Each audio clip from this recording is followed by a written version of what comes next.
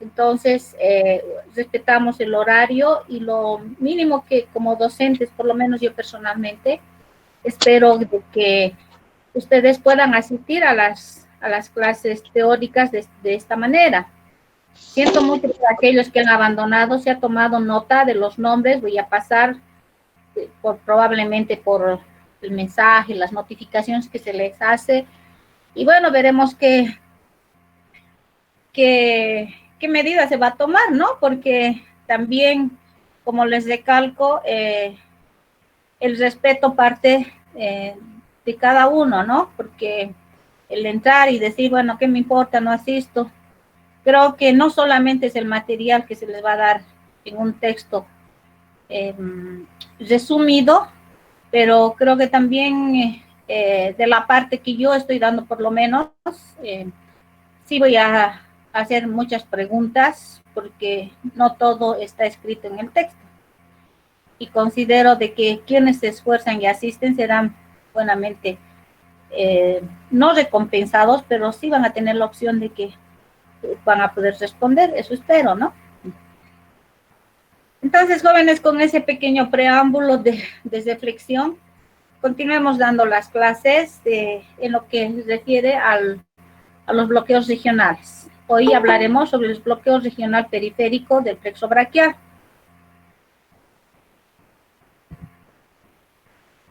Entonces, hablemos algo de historia como todo tiene siempre un principio, entonces es bueno recordar. Y William Harsten es uno de los padres de la cirugía moderna, que fue quien incursionó dentro de la revolución quirúrgica, superando las barreras del dolor, hemostasia e infección de todos los procedimientos quirúrgicos. Un año después de que Kohler indicó sobre las propiedades anestésicas de la cocaína, en 1885, Harsten realiza el primer bloqueo regional periférico del plexo braquial, inyectando cocaína intraneural, es decir, en el mismo nervio, con la finalidad de liberar los fascículos y las raíces de este plexo que se encontraban enmarañados en una gran masa cicatrizal. Y ahí también comprobó que al haber inyectado la cocaína en el plexo braquial, se producía una anestesia total del miembro superior. Ya después a esta primera tentativa del bloqueo regional del plexo braquial, en 1911 recién admite la Sociedad de Cirugía que era una buena opción para realizar las cirugías de brazo, antebrazo y mano. Entonces, ¿cómo definimos? El bloqueo del plexo braquial es un bloqueo regional periférico selectivo sin afectar las funciones vitales del paciente. ¿Y qué conlleva esto? El conocimiento anatómico desde el origen del plexo braquial, sus ramas terminales y las dependencias a las cuales estos van a inervar, tanto a nivel cutáneo como a nivel muscular. Entonces, ¿cómo se origina el plexo braquial? Se origina de las raíces anteriores, de las raíces espinales anteriores de C5 a T1. Y puede tener también algunas otras terminales de C4 o T2. En algunos casos puede existir esa variación. Sin embargo, lo más real y anatómico es que se inicie de C5. Entonces, la unión de la raíz de C5 y C6 van a formar un tronco primario, que es el tronco superior. C7 va isolado, es decir, aislado, y forma el tronco medio. De C8 a T1 forma el tronco superior inferior. Estos a su vez van a dividirse en 6 en 6 divisiones, 3 anteriores, 1, 2, 3, lo que está remarcado aquí en amarillo. Tienen que hacer las divisiones anteriores y 3 posteriores, 1, 2 y 3, ¿no? Entonces, luego cuando el plexo braquial va a abandonar la región del cuello y atraviesa la clavícula, se van a formar nuevamente los fascículos.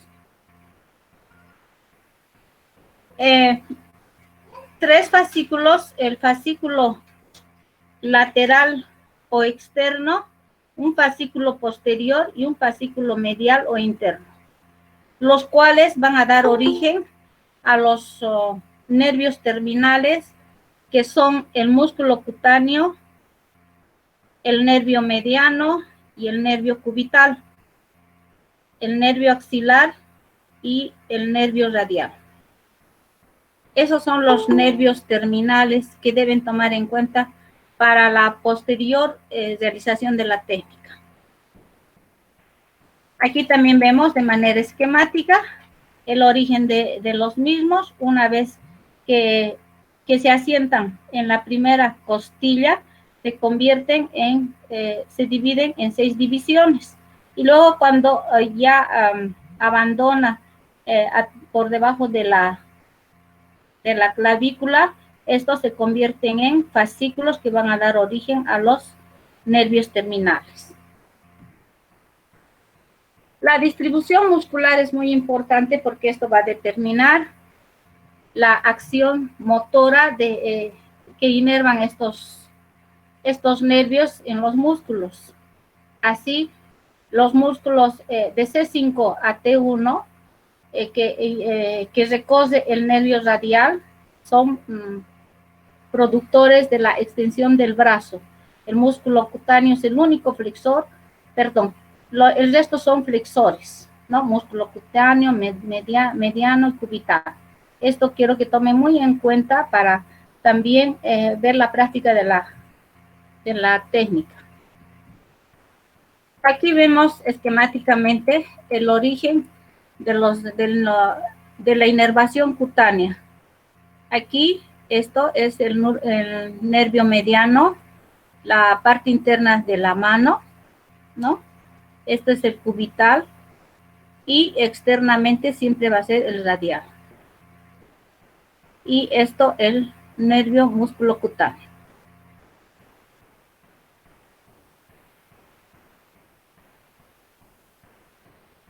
Aquí en el dorso, en la parte externa del brazo, vemos aquí que es aparentemente una pequeña parte de la piel que inerva el nervio cubital. El nervio cubital siempre va a ser interno. Y el que tiene mayor extensión es el nervio radial y es externo. Aquí está el nervio mediano. ¿Consiguen ver, jóvenes? Hola. Sí, doctora. Sí, doctora. Sí, doctora. Sí, doctora. Ya. La inervación del nervio axilar en realidad no tiene mucha importancia porque no participa en cuanto a la activación motora del miembro superior. Porque inerva parte del hombro, que no se ve, bueno, no está aquí demarcado, y el deltoides, ¿no? Que son funciones casi que no son muy activas de lo que nosotros realizamos. Aquí dentro de la inervación motora, aquí se ve más claro para ustedes y que no pueden olvidarse. Entonces, como hemos dicho, el músculo cutáneo, entonces es promotor ¿de qué, jóvenes? De la flexión del brazo, doctor. De la flexión, ¿no es cierto? Muy bien, de la flexión del brazo. El nervio mediano, ¿qué les dice aquí la figurita? De la flexión, no, de la extensión. No, flexión, muy bien. Flexión de la mano y de los dedos, ¿no? ¿Y esto qué movimiento sería internamente? A ver, agarren ustedes su mano, hagan eso y hagan rotar internamente. ¿Cómo se llama este movimiento? Pronación. Pronación, muy bien. ¿No? Y el nervio cubital se encarga de la flexión de los dedos de la mano y de abrirlos. ¿Cómo se llama esa posición?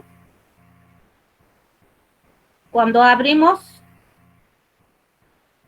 cuando tenemos los pies juntos y luego abrimos, ¿cómo se llama? Abducción, doctora. Abducción. Abducción, ¿no es cierto? Abducción, muy bien. Y aquí el nervio radial es... ¿Qué hace el nervio radial?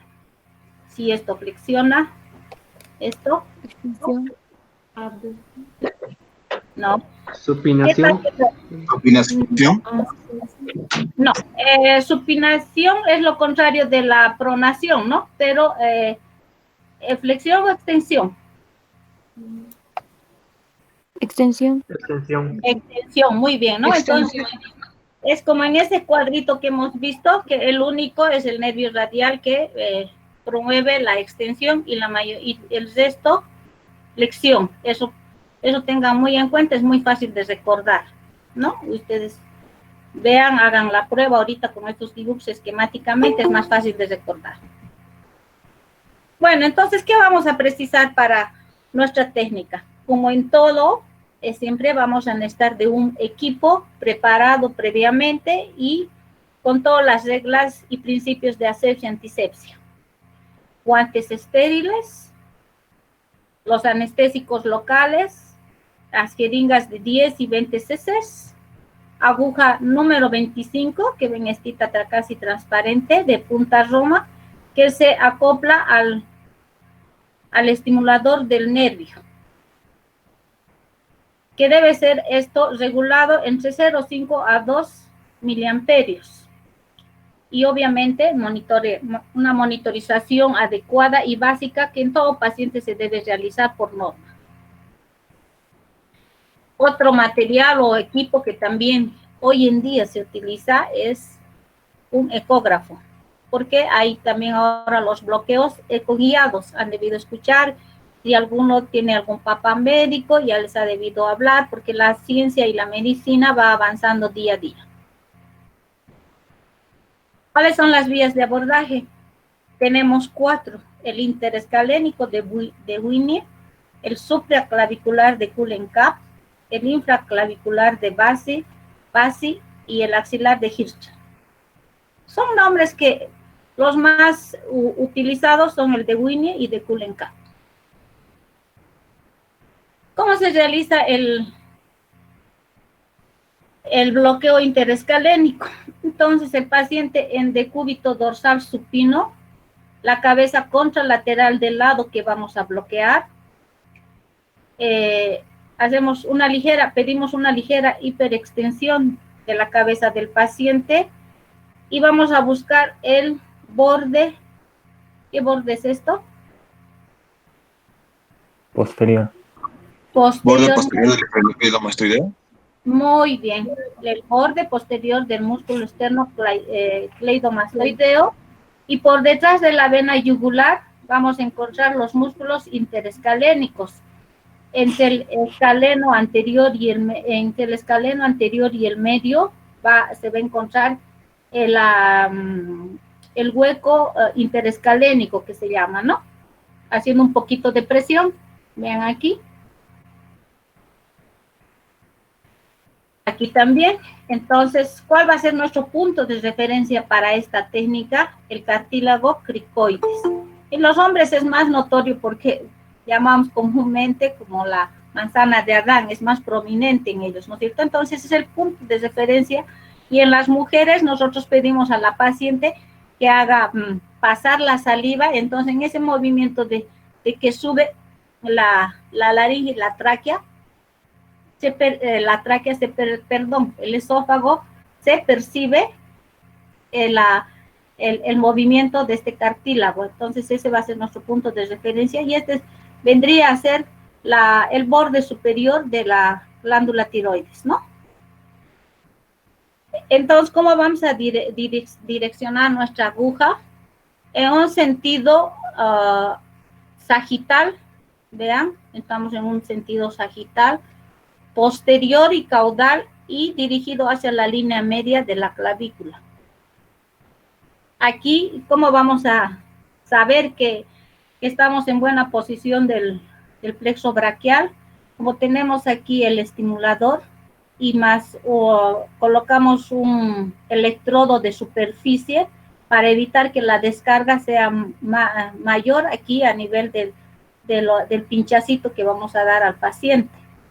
Entonces, él nos va a determinar que sí ha sentido una corriente a nivel de todo el brazo, ¿no? Entonces, eso significa que estamos en la posición correcta y administramos el anestésico local. Y como les decía, también ahora se realiza a través de, realizando un ultrasón que llamamos, o ecografía, ecoguiado. Vemos así, tenemos que buscar el plano. Obviamente que esto es una subespecialidad, o quienes muy pocos lo realizamos también, porque lamentablemente los hospitales públicos nosotros no tenemos no disponemos de este tipo de equipo. Una vez que conseguimos nosotros ya localizar ecográficamente en la figura, entonces funcionamos con nuestra agujita. Y vemos aquí el músculo. Este es el esternocleidomastoideo, el escaleno anterior y el escaleno medio. Y estos en amarillito serían los troncos primarios del plexo braquial, ¿no? Aquí también vemos. Obviamente que no vamos a ver así tanto a color, si bien definidos como esta figurita, pero lo que sí nos va a ayudar que nosotros veamos primero, por ejemplo, este es el esternocleidomastoideo ya en oscuro, ¿no? El escaleno anterior, el escaleno medio, y entre los dos, en el hueco interescalénico, entonces se encuentran los troncos primarios. Aquí vemos ya un poquito ya con nombres, donde nos podemos ubicar mejor, ¿no es cierto? Aquí está el tronco superior, el tronco medio y el tronco inferior. Es decir, a este nivel nosotros vamos a conseguir un bloqueo total de todo el miembro superior. Y lo mismo, esternocleidomastoideo, escaleno anterior, escaleno medio, y aquí están estas sombritas, serían los troncos primarios. ¿Cuáles son las indicaciones de esta técnica? Toda lesión desde la escápula y las articulaciones acromioclaviculares y esternoclaviculares. Sirve también, da muy buena relajación para una reducción en las luxaciones, porque esas son procedimientos casi instantáneos, porque si hay luxación de la articulación por el dolor del paciente que nosotros debemos minimizar, entonces es preferible hacer un bloqueito de eso, y que también vamos a promover una analgesia posterior, ¿no? Y sirve la analgesia, como analgesia en caso de fracturas, porque ya les dije desde la primera clase, el anestesiólogo no solamente debe promover anestesia, sino también prever el dolor postquirúrgico. ¿Y cuáles son las contraindicaciones? Siempre hay relativas y absolutas. Dentro de las relativas tenemos las enfermedades pulmonares obstructivas crónicas, como ser el asma, algunas bronquitis crónicas, una paresia contralateral del frénico y laringio recurrente. El nervio frénico, ¿qué inerva, jóvenes? Diafragma. El diafragma, ¿no? ¿Y de dónde se origina el nervio frénico? C3, C5. Más propiamente de la raíz ventral de C4, ¿no? ¿Ya? Por eso es que cuando a veces tiene alguna aferencia de C4 hay que tener mucho cuidado. Y mismo así, por la proximidad de las raíces que están, también debemos nosotros tomar muy en cuenta está probable también que viene a ser una complicación. Y el déficit neurológico previo del brazo afectado. No podemos nosotros, porque podemos inducir a que esto se agrave. Por eso hay que pensarlo muy bien y hacer una buena anamnesis. Y dentro de las absolutas, la infección local, en este caso sí, porque el campo es muy pequeño y no hay por dónde, digamos, buscar otra posición como la regional, raquídea o peridural que les habíamos indicado. Aquí la dirección y los límites que nosotros tenemos, los parámetros para hacer la punción, no se puede variar porque es muy pequeño la región que nosotros tenemos para poder realizar la punción. Un sangrado agudo cuando el paciente recibe medicamentos anticoagulantes. Alergia probada al anestésico local. Es casi remoto, pero no podemos descartar porque hay algunos pacientes que sí. En ese caso no tendría que ser nuestra opción este bloqueo, sino una anestesia general. Y obviamente el rechazo o negativa del paciente, que es una de las indicaciones absolutas. ¿Cuáles son las complicaciones de esta técnica? Por estar próximo a nivel casi del centro de cardiorrespiratorio y también estar próximo al canal espinal, o al espacio peridural, no podemos descartar el ingreso accidental que se puede producir y se bloquee de manera general, un bloqueo total con una anestesia peridural, porque el volumen que administramos en este tipo de técnicas está entre 20 a 30 cc en el adulto. Y en los niños, obviamente, hay que tener más cuidado porque el riesgo de producir un hematoma es mayor. Y obviamente la anestesia subaracnoidea. Y aquí sí debemos tener todo preparado para actuar si ocurriera un accidente de estos, porque si no, la muerte sería inminente en el paciente. ¿No es cierto? Porque a ese nivel nosotros, entre C1, se encuentra la protuberancia, el bulbo, ¿qué más? Jóvenes.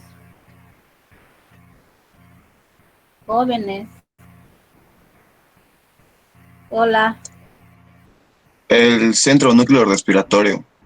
Claro, eso, pero eso está, por eso el centro cardiorrespiratorio, pero hay 3 elementos básicos que se encuentran ahí, que está formado, ¿no? Uno es la protuberancia, el bulbo. Mesencéfalo.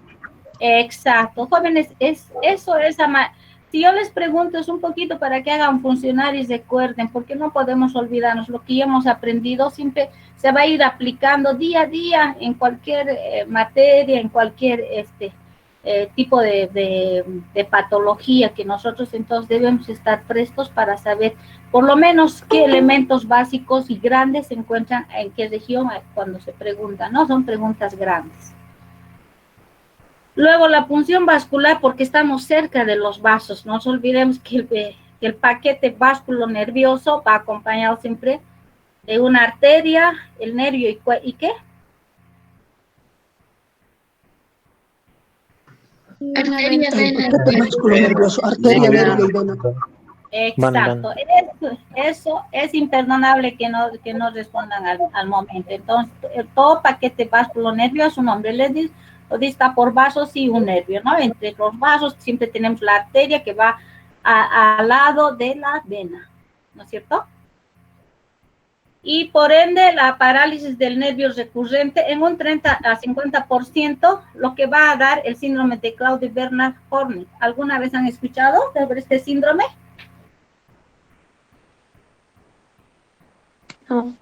No. Entonces, aquí como dice, ¿no? Entonces, puede producirse porque por la proximidad del nervio recurrente laringio, Entonces, el paciente, su voz se torna ronca. Entonces, eso va a ser un signo claro de que nosotros hemos bloqueado bien, de que nuestro bloqueo está excelente. En la mayoría sí se da esto, entre el 30 al 50%. Y la parálisis hemodiafragmática sí tiene que ocurrir 100% porque les digo que todas las raíces nerviosas cervicales casi van una seguida de la otra, ¿no es cierto? Entonces, como esta es casi como una anestesia de campo porque se administra, entonces de alguna manera, aunque levemente, puede pasivamente abarcar un poquito más allá de los troncos primarios.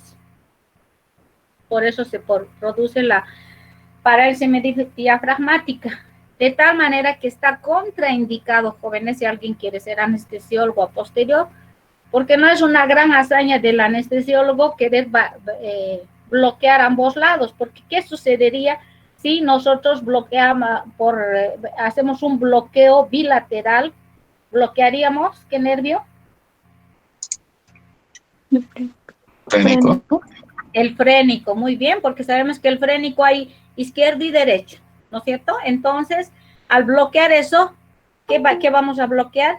El músculo más importante de la respiración, que es el diafragma, ¿no es cierto? Muy bien. Otra técnica, el bloqueo supraclavicular. Aquí también vemos, el paciente debe estar en la misma posición que para el interescalénico de cúbito dorsal, con la cabeza contralateral al lado que vamos a bloquear.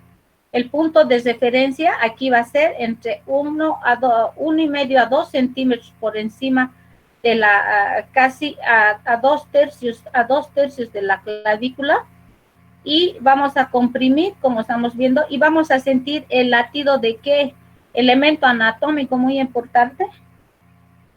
¿Qué encontramos aquí?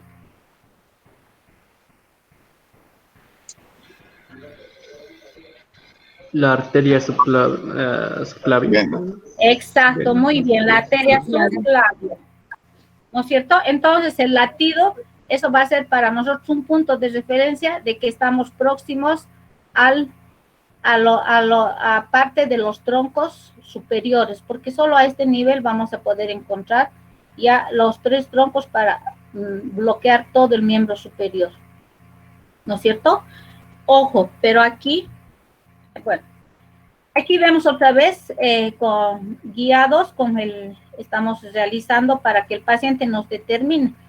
Una vez que introducimos, vamos a introducir de manera aquí casi en 90 grados o perpendicular al latido, y vamos a funcionar recayendo, perdón. ¿Qué ha pasado? Ya. Donde va a recaer la punta de nuestra aguja a nivel de la primera costilla, y el paciente va a sentir como un shock, una corriente eléctrica en el hombro. Entonces, cuando el paciente nos va a decir, eso va a ser el signo de que estamos en el plexo y debemos administrar aquí el anestésico local. Y de la misma manera también, primero buscamos con el transductor del ecógrafo para localizar. Probablemente lo que más vamos a visualizar son los vasos.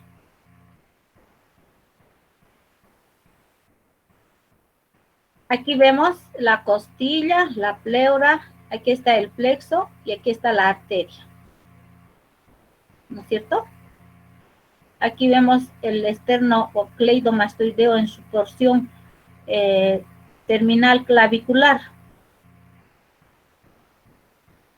Aquí está la arteria subclavia y aquí casi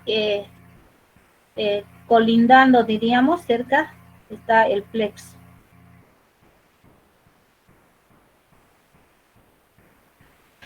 Qué hermoso sería ver así a colores, ¿no? Aunque ahora ya vienen algunos ecógrafos a colores, donde sí podemos ver la arteria al vivo, así, en el mismo color, pero lamentablemente solamente con la práctica que alguna vez realizamos y tenemos la suerte de contar con un ecógrafo, sí podemos darnos, digamos, cierto lujito de hacerlo de manera así didáctica para los alumnos, porque nosotros manejamos también los hospitales públicos a los residentes y son los más interesados y los que sí están obligados a saber para optar de cualquiera de los elementos que tenemos, ¿no? Aunque Bolivia es muy pobre, si con este COVID estamos muy poco protegidos, imagínense un ecógrafo que nos quieran dar, es un sueño prácticamente, y algunos colegas llevamos nuestro ecógrafo personal que tenemos, porque lamentablemente el hospital público no nos da.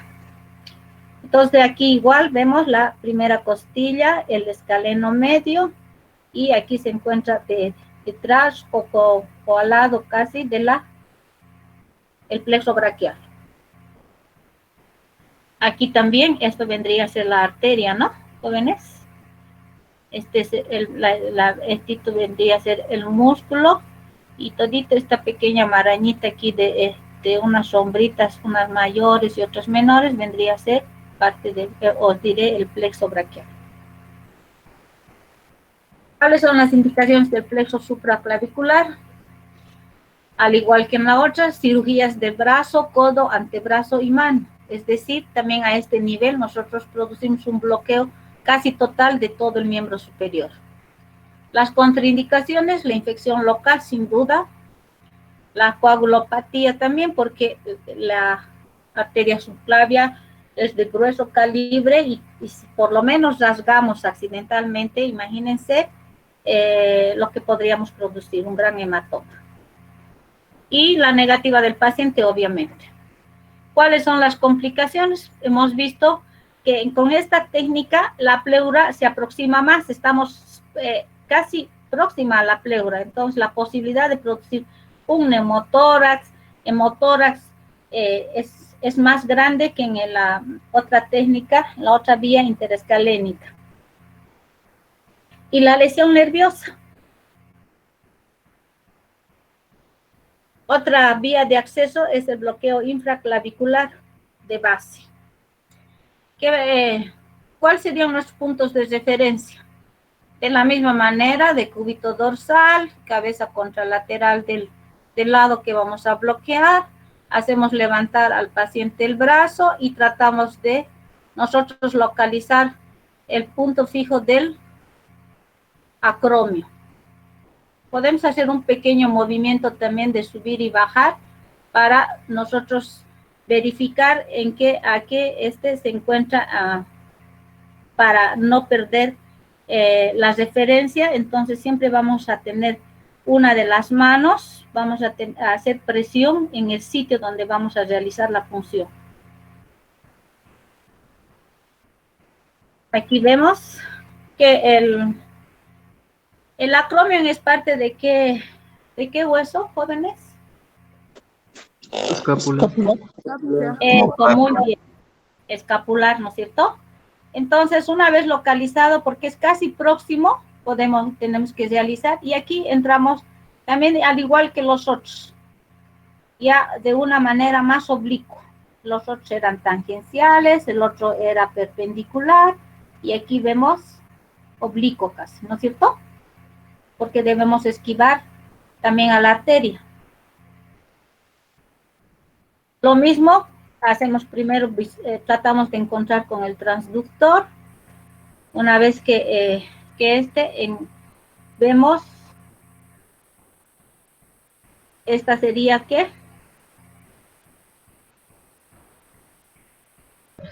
Arteria subclavia. ¿Arteria? No. La subclavia se convierte en ¿qué? Axilar. Eso, Axilar. muy bien, ¿no es cierto? Entonces, cuando ya atraviesa, sale debajo de la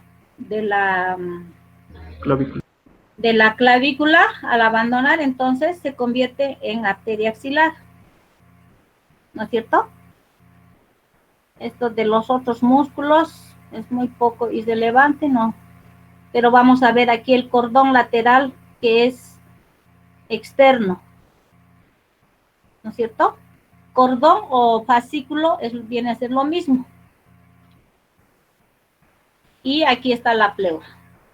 Entonces, como aquí estamos un poquito más alejados, pero no igual no se descartaría la probabilidad, si nosotros nos adentramos más profundamente, de perforar también la pleura.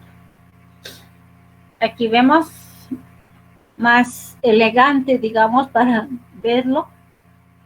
Vemos el cordón lateral o externo, el cordón posterior y el cordón medial o interno, ¿no es cierto? Entonces, estos tres cordones que van a dar origen a ¿qué? Nervios.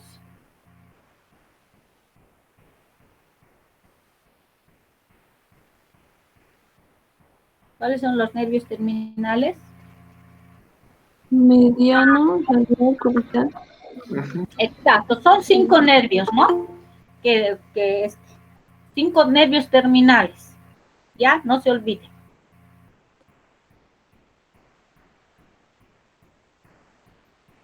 Aquí también vemos un bloqueo infraclavicular ecoguiado medio clavicular. Este sería el músculo pectoral mayor, pectoral menor. Esto, la arteria axilar, al abandonar la clavícula, entonces convierte la subclavia en axilar, ¿no es cierto? Entonces hacemos nuestro bloqueo, va a ser aquí un punto de referencia. En sí, lo que vamos a seguir percibiendo va a ser entre el latido de la arteria subclavia y la arteria axilar, ¿no es cierto? Aquí la otra modalidad, donde vamos a nosotros buscar nuestro punto de referencia, el coracoide, que es parte de la escápula. Con esos movimientos que les he dicho, es muy importante para nosotros buscar.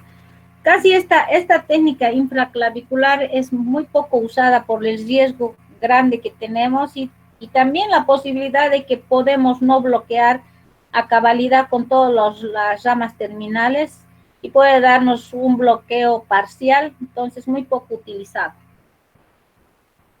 ¿Cuáles son las indicaciones? El tercio distal del brazo, antebrazo, codo y mano. Las contraindicaciones, las mismas que las otras y la negativa del paciente. Las complicaciones aquí del neumotórax y hemotórax. Y aquí la mayor complicación que podríamos tener es el quilotórax. ¿Qué elemento funcionaríamos o lesionaríamos para producir el quilotórax, jóvenes? Sobre todo en el lado izquierdo. Las regiones ganglionares. Pero no ganglionares, ¿no? El conducto torácico. Conducto torácico. Eso, muy bien, conducto torácico, ¿no es cierto? Porque es el único elemento solitario y el único que va a recoger la linfa de todo el cuerpo, ¿no es cierto? Entonces, imagínense, si perforamos el conducto torácico, el quilotórax es inminente y ese edema es difícil de nosotros poder resolver, ¿no es cierto? Cuando es del miembro superior, bueno, durante mucho tiempo hay que hacer ciertas compresiones. Y ya en el pulmón es difícil, ¿no? En el tórax, ¿cómo tendrías que comprimir? Entonces, la lesión nerviosa y la toxicidad de los anestésicos locales también podrían ser complicaciones muy severas. Y por último, la otra vía es la vía axilar, el bloqueo axilar de Hirschfeld. Para esta técnica, es muy importante conocer anatómicamente el trayecto de los nervios que van conjunto con la arteria axilar. Dentro de esta misma técnica se puede hacer tres otras técnicas o subtécnicas, digamos. Una perivascular, ¿qué significa? Que hagamos detrás o alrededor de la arteria axilar nuestra punción. O transfixiemos la arteria, o sea, es decir, podemos atravesar la arteria y por detrás también agarrar, imagínense aquí, los 3 cordones, ¿no es cierto? Que van a dar origen a los 5 nervios terminales. Y la parestésica. La parestésica sería a través de que una vez que nosotros puncionemos, sea por encima o por debajo o detrás de la arteria, que el paciente nos va a referir también como que hubiera recibido como una descarga eléctrica, entonces va a decir, he sentido una corriente, y vamos a ver cómo el brazo automáticamente va a friccionarse. Y eso significa que estamos en buen espacio o en lugar adecuado. El punto de referencia va a ser el latido de la arteria axilar, debajo del hueco axilar. Vamos a comprimir suavemente porque es casi superficial la arteria. Aquí no tenemos mucho a nivel de la región axilar, no hay muchos músculos, ¿no es cierto? Entonces están casi superficiales. ¿Vemos? De la misma manera, una vez localizado, no debemos perder la referencia. Con la otra mano siempre presionar suavemente y luego con la otra a realizar la punción con la aguja. Y de lo mismo, cuando es ecoguiado también, siempre con el transductor. Y aquí vamos a ver de manera más así. Generalmente los vasos, sobre todo la arteria, siempre viene así casi en esta situación así circular. Entonces, a diferencia de que los músculos pueden adoptar diferentes figuras, ¿no? Por la distribución. Entonces, aquí tenemos el nervio músculo cutáneo y los músculos adyacentes que van a ser puntos de referencia en esta técnica ecográfica. Y estos serían los nervios. Aquí la arteria y aquí la vena. La vena es un poquito más oblicua, ¿no es cierto? Siempre cuando vean también las ecografías obstétricas sobre todo, entonces también ahí se ve muy bonito cuando hay el latido en el feto. Entonces, los músculos adyacentes a la arteria axilar tenemos el bíceps, el tríceps y el músculo coracobraquial, ¿no es cierto? Entonces, como he dicho, podemos transfixiar, atravesar la arteria y agarramos los 3 nervios principales que nos va a bloquear casi todo el miembro superior. Pero siempre, esta técnica generalmente se la hace como una complementación al bloqueo, sobre todo supraclavicular o infraclavicular. ¿Cuáles son las indicaciones? Cirugía, y ya no es todo el brazo, es parte del antebrazo, el codo y la mano. Las contraindicaciones, las mismas a las otras, y siempre la negativa del paciente de cualquier técnica, así sea general, pero habría que tener cierta convicción para decirle al paciente la gravedad del cuadro, porque si no quieren recibir anestesia, ¿cómo se tendrían que operar? Sería casi imposible, ¿no? La anestesia siempre va a ser, digamos, la complementación o el acto principal para cualquier procedimiento quirúrgico. Y las complicaciones, el hematoma y la lesión nerviosa. Dentro de los bloqueos periféricos también, en la primera clase, dentro de la introducción, les había dicho que tenemos los bloqueos regionales de tipo central y los periféricos. Entre los periféricos tenemos el del plexo braquial, que es el que más se redunda, y luego el bloqueo del plexo lumbar y del plexo sacro con sus terminales. Del plexo lumbar, que tenemos el femoral y el obturador, y del plexo sacro el nervio ciático. Esta técnica simplemente quizás se la utiliza para analgesia o tratamiento del dolor, sobre todo crónico, porque a veces es complicado realizar estos bloqueos, sobre todo en pacientes obesos, porque anatómicamente a veces es muy complicado y no se puede, y no tenemos a veces el material, sobre todo porque las agujas tienen que ser un poquito más largas. Y al realizar estos bloqueos de manera separada, entonces mejor optaríamos por un bloqueo regional central, sea una peridural o una raquidia, ¿no? Porque de la misma manera vamos a bloquear los miembros inferiores de manera general. Esta figurita, ¿qué les demuestra, jóvenes? ¿O qué se les viene a la cabecita? ¿Cómo imaginan o cómo me describirían esta fotito, esta figura? No tengan miedo, no les estoy viendo.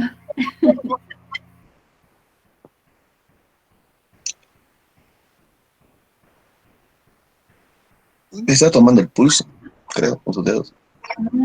Pero aquí yo veo un bisturí. Se está muriendo. Falta de Ok, no. seguridad. ¿Cómo? Bioseguridad. Bioseguridad. Falta Antes está de, bien. no,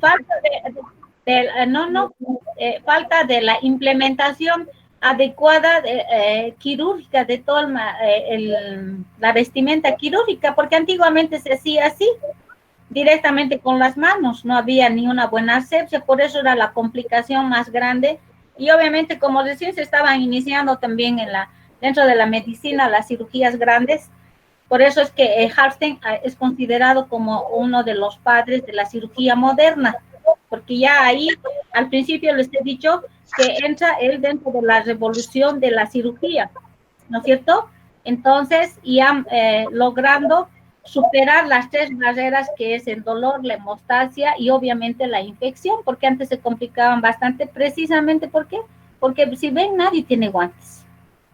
Están sin barbijos, probablemente están entrando de lo que han atendido otros pacientes, no lo sé, pero vean la indumentaria nada adecuada, pero así comenzaron las primeras cirugías. Y aquí viene otra innovación o quizás el inventor de los guantes. Y esta es su frase que dice: es bonito pensar que los guantes que utilizamos en el quirófano se inventaron en cierto modo por amor. Es interesante siempre a veces la historia, que como médicos quizás algunos pueden pasar de alto, pero sí como cultura general creo que es bueno para cualquier profesional tener dentro de su propio campo. ¿Por qué él tentó la iniciativa de que se usaran los guantes? A raíz de que su asistente, una enfermera de nombre Carolina, cuentan la historia de que al lavarse o utilizar algunas soluciones antisépticas le produció una dermatitis. Y el doctor Hartstein, William Hartstein, toma cuidado, analiza, lo piensa y al final decide y pide a la agencia, que en aquel entonces la fábrica de esos famosos neumáticos Goodyear, puede ser, ¿no? Goodyear, ahí todavía creo, ¿no? Las llantas. Entonces pide a esa fábrica que les realice, que fabriquen, que hagan unos guantes, precisamente, pero finos, para poder utilizarlos. Y de ahí dice, aquí cuando dice en cierto modo por amor, porque la enfermera o esa asistente con la cual se refirió y gracias a ella, él pensó en la necesidad de utilizar los guantes, es que se casó con esa enfermera. Eso es algo que a veces, entre anécdotas, que quizás algunos profesionales nosotros no sabemos, pero es importante saber porque nadie se ha preocupado de preguntar quién inventó los guantes. Y dentro de la literatura que yo he ido investigando, me encontré con esto, que les diré la verdad, recién me enteré. Pero es así. Antiguamente, y los anestésicos locales han surgido, han tenido su procedencia, digamos, sobre todo con la cocaína, que fue aislada como primer alcaloide para mitigar el dolor de todos los soldados en la Primera Guerra Mundial. Es de ahí que su uso se hizo más frecuente, utilizándose para el mal llamado como anestésico local. Bueno, obviamente les producía cierta relajación y mitigaba el dolor de muchos heridos en la Primera Guerra Mundial. También no había mucho en ese entonces. Y bueno, eso es el tema que hoy nos ha tocado exponer. Si tienen alguna pregunta, jóvenes, estoy dispuesta a... Buenas noches, doctora. Buenas noches. Dime. Con respecto a cerciorarse de que cuando metemos la aguja y para cerciorarnos que realmente esté en los troncos del plexo, se hace estimulación con electrodos, ¿no ve? No, ese electrodo es de superficie. En realidad el neuroestimulador es así como que te pasa una corriente por esos de 0,5 a 2 milivoltios con que se estimula el músculo a través de la localización de algún nervio. Y la reacción viene por los movimientos que se producen, ¿no es cierto? Y el paciente, como está consciente, entonces él dice, ay, me ha pasado corriente. Es lo primero que nos dice. Eso sería. Entonces, la reacción del paciente es lo que nos indica que, digamos, estamos en el tronco y en nervio. Exacto, exacto. Es como cuando, digamos, cuando a veces nos hacen el reflejo patelar, nosotros, ¿no es cierto? Entonces, porque nos dan justo en el nervio que inervan esos músculos y hacemos, levantamos la pierna, ¿no es cierto? Porque tenemos varios reflejos. Y es con golpecitos a nivel de los tendones, ¿no es cierto? Que alguna vez, ahora sí, creo que, bueno, sobre todo eso lo realiza el neurocirujano o el neurólogo, ¿no? Porque las lesiones nerviosas, quien las ve es el neurólogo. Muchas gracias, doctora. Entendí muy bien. ¿De qué? ¿Alguna otra duda? Doctora, buenas noches. Para la cirugía de hombro, perdón, ¿qué tipo de bloqueo o qué utilizaríamos? Porque no se ha mencionado, si no estoy equivocado.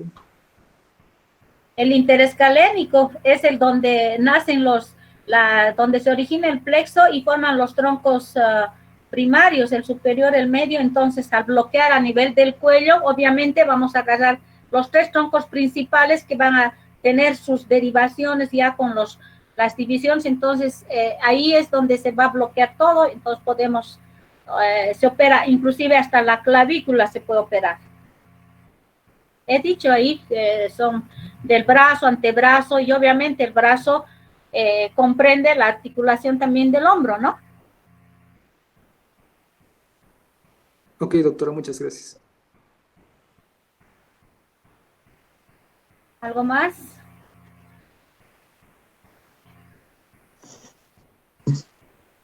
Buenas noches, Doctora, doctora. buenas noches. Ay, Diga. no está bien, doctora, que pregunte primero. Dale, primero las damas. Muy bien. No está bien, es que no es una pregunta. Bueno, por favor. Bueno, doctora, quería hacerle una consulta. Sí, mira, no sé si lo ha mencionado o tal vez no lo he escuchado ya, pero quería preguntar que cuando insertamos la aguja para anestesia, hay la posibilidad de que la aguja atraviese un nervio. No sé si es alguna que podría producir alguna, no sé, algún daño, no sé, o algo. Claro, no nos olvidemos que al nosotros atravesar o cutucar, como decimos, o tanto pinchar así con la aguja, nosotros podemos producir cierta lesión nerviosa que puede revertirse con algo de fisioterapia o en el transcurso de un tiempo, pero no nos olvidemos que toda lesión nerviosa es en su mayoría irreversible, ¿no? Entonces, la posibilidad con esta técnica, porque nosotros prácticamente ingresamos directamente sobre el nervio y casi lo hacemos de manera perineural, es decir, por fuera del nervio. Por eso han ido ellos practicando, ya han ido, en su inicio Halsten hizo intraneural, ¿no? Digamos que este es el nervio, entonces él, como no tenía una dirección y estaban experimentando, entonces él entraba al medio del nervio y la posibilidad de la lesión nerviosa ha debido existir, solo que no requiere la literatura. Entonces nosotros hacemos porque no nos olvidemos que todo nervio también está revestido por unas membranas finas. Entre ellas tenemos el perineuro, ¿no es cierto? La capa externa. ¿Estamos de acuerdo? Sí. Entonces, nosotros no debemos, y apenas nosotros con la aguja encostamos al nervio, el paciente ya va a referirnos la transmisión de alguna corriente a través del nervio, del hombro, del codo, de la mano, dependiendo cuál de las terminales nosotros estamos consiguiendo, porque con el neuroestimulador nosotros entramos casi a ciegas, entonces solamente cuál nos va a conducir a que estemos en el sitio perfecto, el conocimiento de la anatomía. Por eso es muy importante, sobre todo en este bloqueo y en cualquier técnica de bloqueo regional. La anatomía es la mandatoria para que nosotros podamos tener éxito de este tipo de técnicas. Ya, doctora, muchas gracias. Y quería hacerle otra consulta. Y en las personas que son así de... las personas gorditas, por ejemplo. Ya, dime, te completa tu pregunta. No, esa era mi pregunta, disculpe. Ya, en las personas gorditas, generalmente en el cuello, a veces no hay mucha, quizás la dificultad de localizar, sobre todo el espacio interescalénico, si fuera la región del cuello, la vía interescalénica que busquemos, pero también hay movimientos que nos pueden delimitar, porque si nosotros nos tocamos, siempre el primer músculo que vamos a palpar va a ser el esternocleidomastoideo, ¿no es cierto? Entonces ese borde posterior va a ser nuestro punto de referencia, así sea gordito. Y obviamente con la práctica nosotros vamos desarrollando quizás un poco la sensibilidad y la localización. Y bueno, no es limitante, puede resultar en algunos un poco complicado. Y ya viendo también el tipo de paciente, la contextura, también nosotros ya vamos a planear en nuestra visita preanestésica qué técnica sería más favorable y con la cual nosotros no vamos a tener que estar batallando mucho. Podemos hacer una general pronto. Porque tampoco podemos estar nosotros pinchando al nervio, ¿no? Para buscar la reacción, la estimulación, porque la parestesia es lo que nos va a paranestésica, o que es nos va a ayudar mucho cuando el paciente nos refiera esa transmisión eléctrica que nosotros vamos a producir al tocar el nervio. Ok, muchas gracias, doctora. Bueno, espero que hayan aprovechado, jóvenes, y he tratado de hacerlo más claro. Diga. Tengo una pregunta. No sé si escuché bien, pero hace rato mi compañero le preguntó sobre la anestesia del hombro y usted le mencionó la vía intraescalénica. Pero según la diapositiva que pasó anteriormente en las primeras, nos mencionó que la región menos ocupada, menos anestésica es el hombro, y tengo entendido que para bloquear la región del hombro, el axilar, va al nervio circunflejo, según la diapositiva que pasó. Ahorita no puedo compartir, pero si hacemos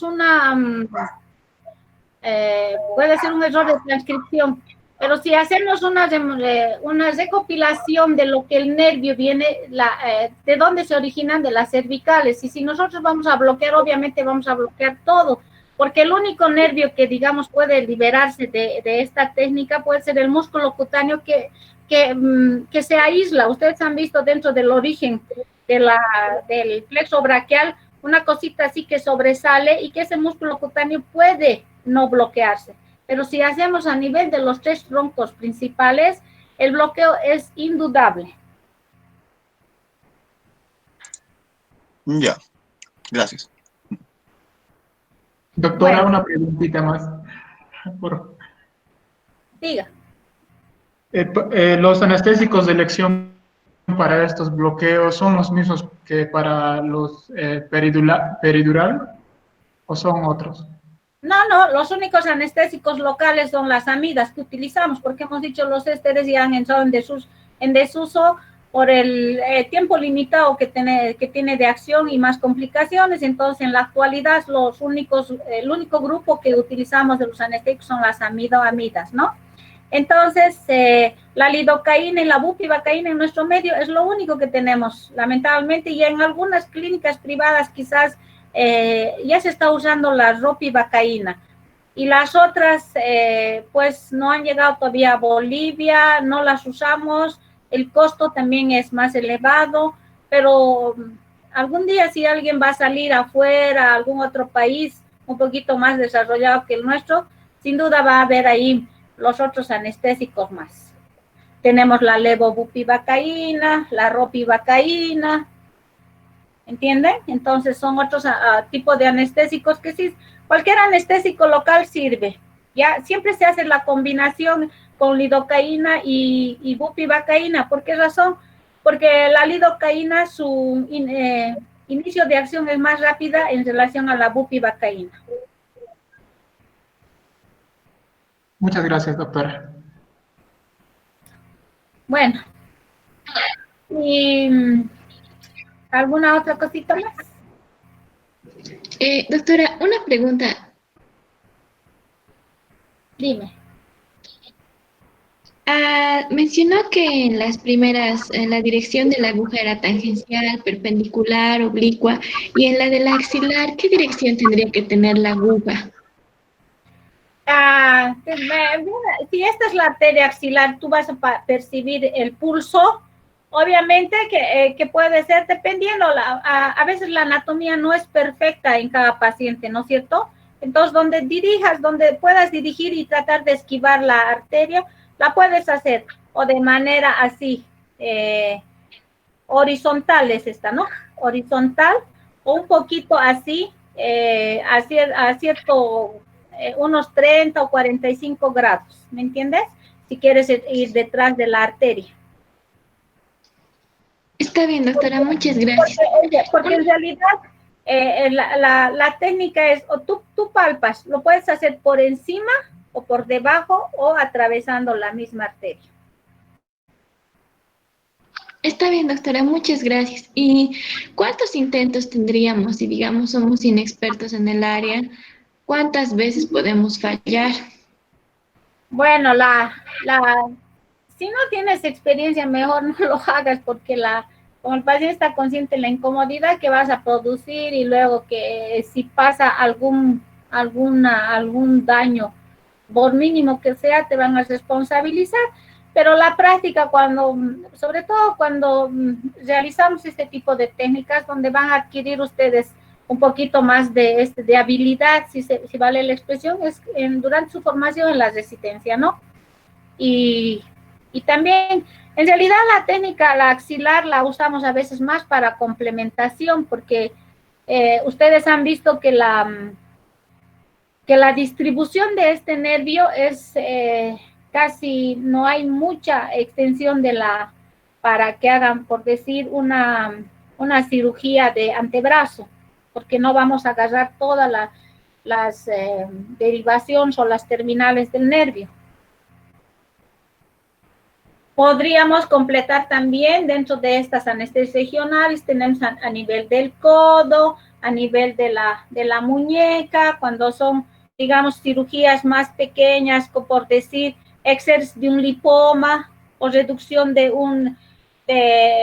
alguno de los dedos que no se han luxado, entonces sería, digamos, no tendría mucha relevancia, o sea, mucho beneficio hacer un bloqueo mayor de todo el brazo para la luxación de una falange, ¿no es cierto? Está bien, doctora, muchas gracias. Sí, de todas maneras, el criterio siempre va a quedar y la elección de la técnica de cada profesional, y cualquiera siempre es muy buena, así sea un golpe en la cabeza. Bueno, jóvenes, creo que he tratado de aclarar algunas dudas y nos vemos en el examen. Y quienes han asistido y han aprovechado, probablemente mis preguntas salgan solo de mi presentación más que del texto que les pueda facilitar. Y los alumnos mis alumnos que van a tener los que van a rotar conmigo, yo les voy a mandar alguna novedad inmediatamente tras que nos indiquen, tengamos órdenes desde la jefatura del departamento de cirugía. Van a estar pendientes porque creo que ya vamos a entrar desde el 1 de junio a la cuarentena dinámica. Y una recomendación, jóvenes, protéjanse, cuídense, porque nadie más que nosotros somos los únicos responsables también de nuestra seguridad. Y les deseo suerte y bueno, si Dios quiere nos vemos en las prácticas. Ojalá no nos contagiemos. Buenas noches. Buenas noches, Muchas jóvenes. gracias, doctora. Buenas noches, cuídate. Hasta luego, doctora. Hasta luego, doctora. Gracias.